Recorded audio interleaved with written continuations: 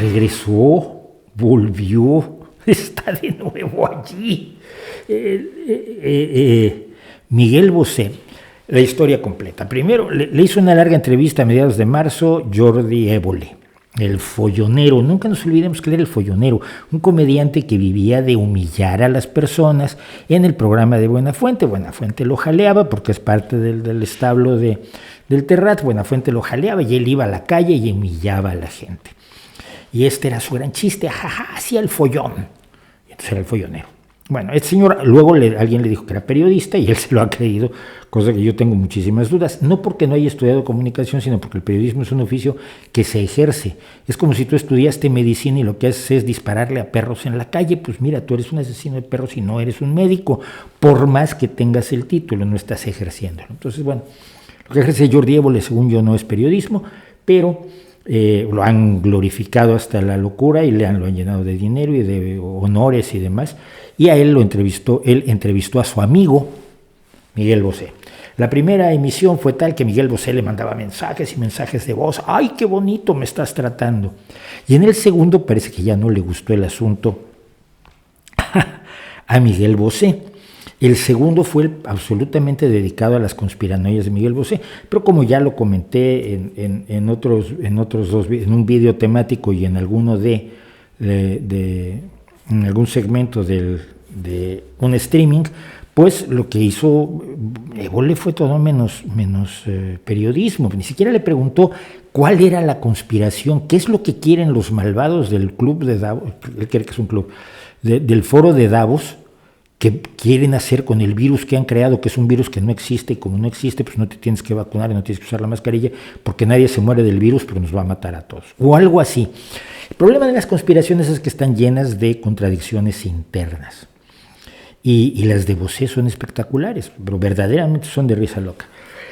Pero ni siquiera le preguntó de qué estaba hablando Évole, le daba igual. Lo que parece que lo que quería era tener a Bosé allí porque sabía que eso le aumentaba el rating y hacía que sus jefes en la Sexta le aplaudieran un montón, que es de lo que se trata. Bueno, pero esta vez el que se enfureció fue Miguel Bosé. Entonces fue una nueva televisión que hay en Cataluña, que es TVCAT, que es una plataforma que está en televisión digital terrestre y en cosas como YouTube, y fue a que lo entrevistara un sacerdote que tiene bastante trayectoria en Cataluña, que es Carlos Fuentes, y Carlos Fuentes pues, lo fue a entrevistar para dejarlo que dijera lo que quisiera, pues sobre todo para tratar de pegarle, por supuesto, al gobierno actual y a decir que no, y de alguna forma llevar a Bosé a que dijera que hay que el independentismo, qué guapo, o por lo menos que hay que reunirse con Puigdemont después de lo que hizo y hablar con él y darle besitos y cosas por el estilo, cosa con la que yo evidentemente no estoy de acuerdo, porque alguien que hace lo que hizo Puigdemont y que está prófugo de la justicia española, pues no está como para andarle dando besitos. Primero te presentas ante la policía, te entregas, vas a un juzgado, en el juzgado demuestras que no eres culpable absolutamente de nada y entonces hablamos. Y si no lo demuestras, pues lo sentimos, ¿verdad? Vas a tener que ir con tus amiguitos a la cárcel, porque mira, se robaron casi 2 millones de euros, hicieron cosas que tenían prohibido hacer, hicieron cosas que los tribunales catalanes les habían prohibido que hicieran, ya no digamos los tribunales españoles. Así que, bueno, pero eso es lo que quería Carlos Fuentes fundamentalmente en la entrevista con Bosé. Pero lo que dijo Bosé es lo que llama la atención. Él dijo que le habían hecho una encerrona y que se editó lo que dijo, probablemente porque Jordi Évole ahora ya es cómplice de aquellos ricos que desde hace mucho tiempo, según Miguel Bosé, han gestado una operación en el foro de Davos porque decidieron que éramos demasiados y necesitábamos ser diezmados. Por fin nos enteramos de qué se trata esto. Se trata de matarnos. La lógica es genial. Se hace un virus falso que no está matando en realidad a más de 3 millones de personas ya, por desgracia, para que uno se vacune, para que la vacuna lo mate. Era más fácil matarlos con el virus, ¿no? Luego es una vacuna para matar a la gente mayor, que es a la que vacunas primero, cuando en realidad el problema, si crees que hay un problema poblacional, hemos demostrado en vídeos con números aquí en este canal, que la conspiración de la sobrepoblación inventada en los años 70 no tiene ninguna base. Todas las conspiraciones de que somos demasiados o que se nos van a acabar los recursos, etcétera, son malthusianas. ¿Qué quiere decir esto? Porque a lo que va Bosé finalmente es a una conspiración malthusiana. La idea es así: si seguimos así, vamos al desastre. Si seguimos creciendo infinitamente, pues, bueno, podemos crecer infinitamente, en algún momento dado estallará esto. Si seguimos explotando los recursos a este ritmo, nos los vamos a acabar y entonces nos vamos a morir todos de hambre. Si seguimos... Y las visiones malthusianas que inventó Thomas Malthus, por eso se conocen así, fue el primero que dijo: hoy vamos a ser demasiados, hay que matar gente. Todas esas visiones consideran que el desarrollo de los acontecimientos que ellos denuncian es lineal. Y hay un ejemplo clarísimo. Cuando la revolución industrial se planteó que si se seguían quemando árboles así como se quemaba la leña, pues iban a acabar los árboles y nos íbamos a quedar sin bosques. Pero se empezó a usar el carbón y luego se empezó a usar el petróleo.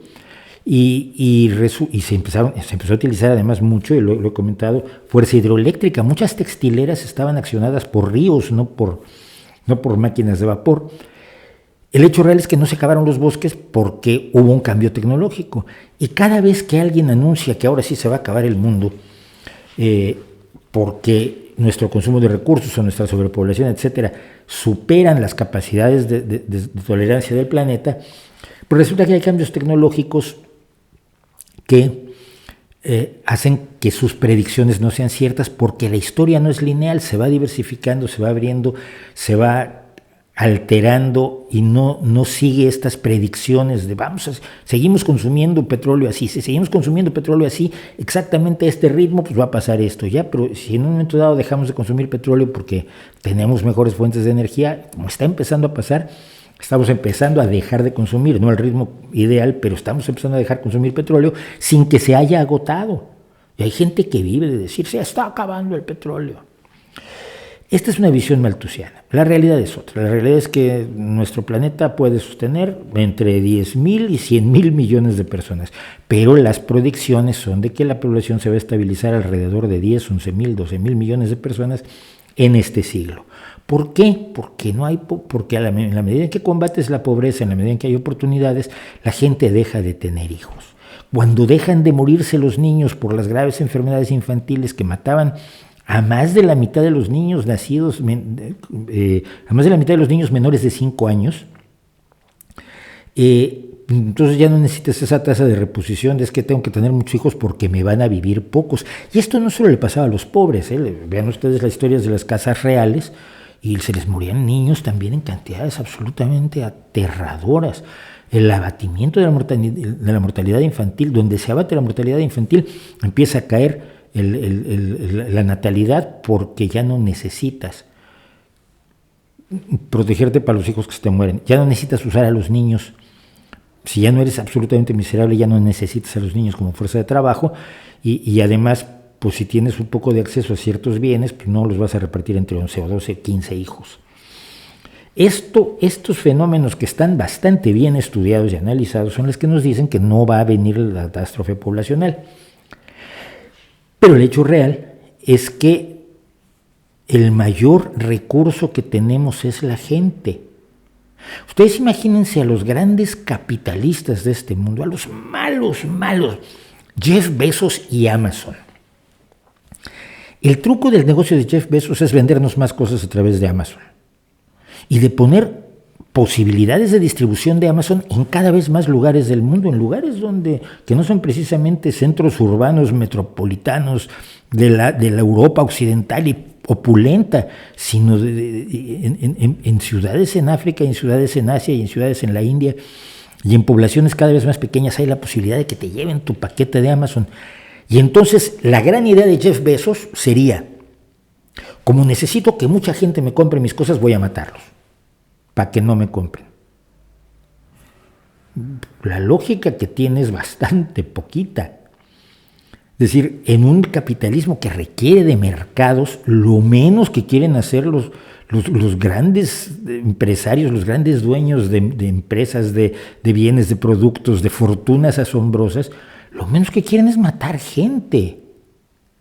Es matar a tus clientes. Es como cuando nos dicen que los que hacen alimentos envenenan a la gente. Y dices tú, pero es que si yo vendiera alimentos, lo que quiero es que la gente vuelva a comprármelos, porque si se mueren ya no me compran mis manzanas o mis lechugas o mis filetes, qué sé yo. Pero esta conspiranoia de la despoblación no es nueva. Y antes de entrar a ella quiero decir, una creencia que tiene Miguel Bosé que me llama mucho la atención es que estamos de parte de la ciencia y de la verdad y de la evidencia. Y lo que me llama esto es, me invita a pensar en cuáles son las fuentes de información o desinformación a las que ha accedido Miguel Bosé. Miguel Bosé no es el malo de esta película, es verdaderamente una víctima, es un tipo con todo el dinero del mundo, es un tipo con toda la fama del mundo, es un tipo con toda la atención y la admiración que podría querer cualquiera, y sin embargo no tiene acceso a información real, a información sólida, a nada que lo pueda ubicar dentro de la realidad. Entonces él cree que se está haciendo una operación para reducir la educación y matar gente, porque eso va a hacer a la gente más rica. Es evidente que como él le pagan por cantar, no tiene claro cómo funciona el tema de la riqueza. Y entonces finalmente caen que la vacuna no es una vacuna, es un agente que va a cambiarnos el ADN, que es peligrosa porque tiene nanotecnología. No sé de dónde saca que tiene nanotecnología, pero como la nanotecnología es uno de las bestias negras, de los demonios, de las nuevas conspiranoias, ya con ese dice que eso minará al hombre como especie.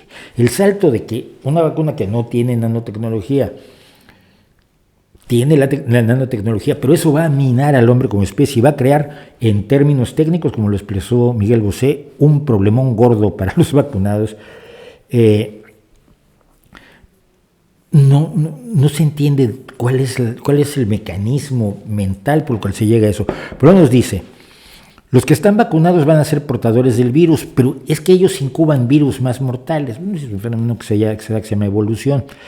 Entonces, pues no a la vacuna. Dice que no se necesita ninguna vacuna, que el cuerpo humano se puede defender absolutamente de todo. Usted sabe, por eso la gente se moría a los 34 años hasta 1900 aproximadamente. Y además le atribuye a la vacuna de la COVID-19, a las vacunas de la COVID-19, que son ahí 5 o 6 ya diferentes, que tienen mercurio y tienen aluminio y tienen una barbaridad de coadyuvantes. Yo estoy seguro que si uno le pregunta a Miguel Bosé y a muchos de los conspiranoicos, Miguel porque es ahora el que está en la palestra, ¿qué es un coadyuvante vacunal? No se lo saben explicar. Un coadyuvante vacunal es algo que permite que tu cuerpo reaccione mejor a cantidades más pequeñas de la vacuna. Pero bueno, y finalmente hizo un comentario que a mí me llama muchísimo la atención. Dijo que la gente no cuestiona porque está fluorizada, porque ha tomado demasiado flúor. Y antes de entrar a la conspiranoia de la despoblación, la conspiranoia del flúor es maravillosa. En la década de 1940 más o menos, igual puedo estar equivocado, 10 años arriba abajo, la ultraderecha estadounidense generó la conspiranoia del flúor. Decían que el flúor no se estaba poniendo, pues los dentistas recomendaron que se pusiera y se ha puesto en las reservas de agua para fortalecer los dientes y disminuir las caries, sino que el flúor era un veneno que te volvía tonto.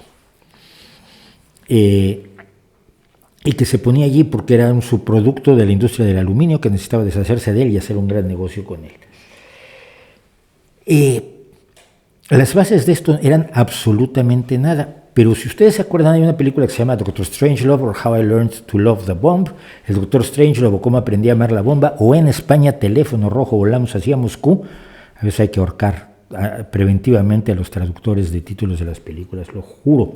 Pero bueno, en esa película, el tipo Jack the Ripper, el general que lanza la guerra nuclear, lo hace porque cree que sus sagrados líquidos vitales están siendo contaminados por el agua fluorada. Y entonces es capaz de iniciar esta guerra nuclear, este principio de guerra nuclear, que es por el que nos lleva la brutal, la maravillosa película de Kubrick, porque han sido los rusos los que le han puesto flúor a su agua, y por eso él bebe solo agua purificada de no me acuerdo dónde. Le explica todo esto a un Peter Sellers que lo mira cuando están encerrados en la oficina de Jack the Ripper, y Peter Sellers los mira como diciendo, ¿con qué loco estoy encerrado? El mito del flúor lo sacan de cuando en cuando a los alrededores de Iker Jiménez y de Bruno Cardeñosa y de esta gente marginal, pero de pronto se lo ha comido completo Bosé. Bueno, la idea de matar a la gente, que es una idea que tienen no las personas normales, sino gente como los nazis, y los que sobran. La idea de los que sobran es una idea meramente nazi, claramente nazi. Empezó con el programa 4T, por supuesto, que fue el de eliminación de personas con discapacidades, personas con problemas congénitos o problemas genéticos, y con la gente mayor. Curiosamente, la gente a la que fundamentalmente se ha salvado con la vacuna. Se ha estado salvando a gente mayor antes que a los jóvenes, cosa en la que parecen no reparar estos conspiranoicos. Porque a mí todavía no me vacunan, por cierto, estoy esperando a ver si ya me llaman, pero menos gente es menos fuerza de trabajo, menos clientes, menos todo. El capitalismo actual funciona a partir de la idea de que haya gente, de que haya mercado, de que haya producción, etc. La estructura del gobierno mismo se volvería inestable. Para todo país, su principal recurso es su gente, a todos los niveles. Y el desastre financiero, por supuesto, sería igualmente terrible. Pero se ha tratado realmente de disminuir la población, porque miren, si vamos a los datos de la población mundial, no sé por qué tengo la fuentecita.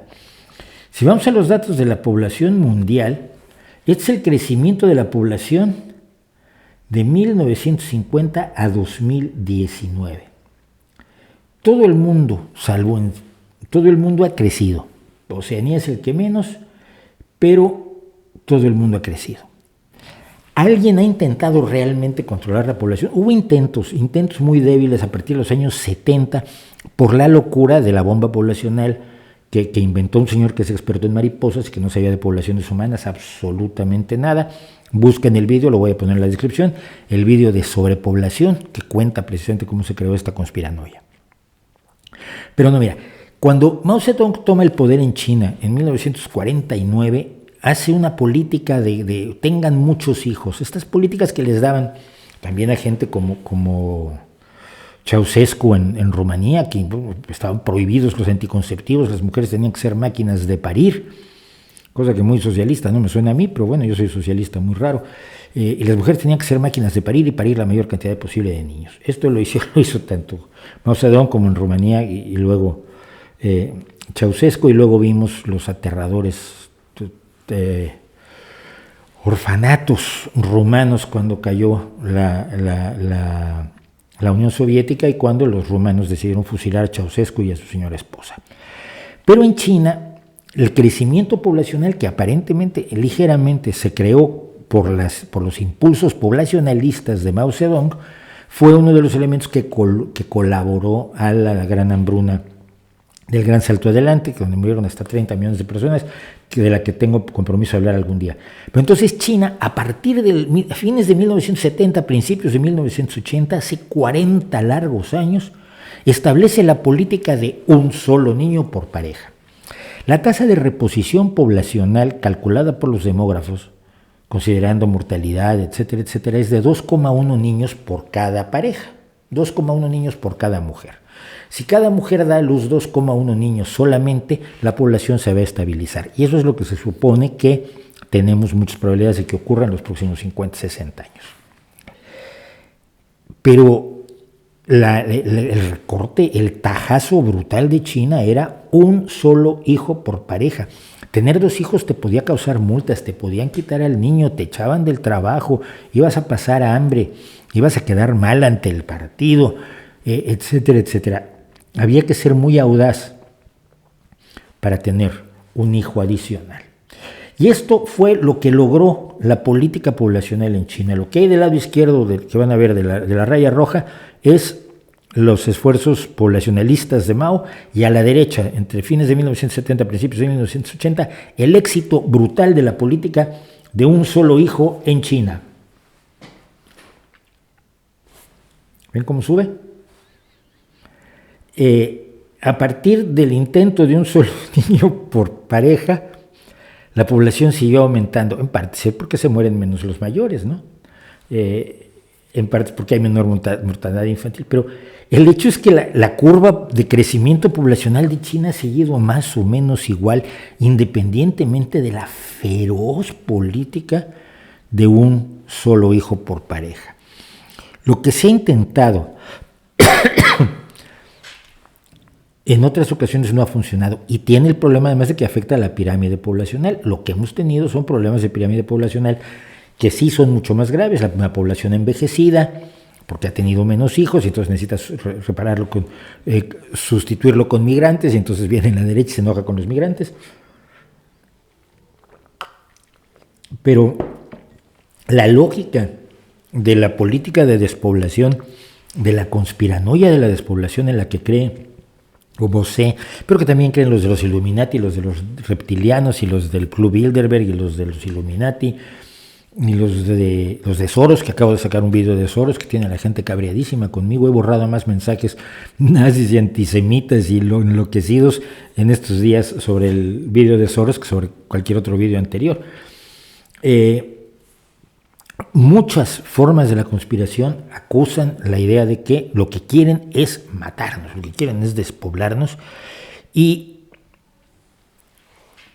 no hay ninguna lógica ni ninguna prueba, dado el crecimiento de población en todo el mundo. Pues estos señores, con todo lo poderosos que son y con todo el miedo que les tiene el cantante, pues no son tan buenos, considerando que la población mundial ha seguido creciendo, pero el ritmo de crecimiento es el que está disminuyendo, el ritmo de crecimiento. Bueno, sin embargo, el problema que tenemos es que 1 de cada 5 personas, en una encuesta que se hizo en Estados Unidos en octubre de 2020, 1 de cada 5 personas creían que la COVID-19 era un plan de despoblación orquestado por las Naciones Unidas. En Estados Unidos la ultraderecha le tiene un miedo enorme a las Naciones Unidas, casi tanto como se lo tiene la izquierda en otros países.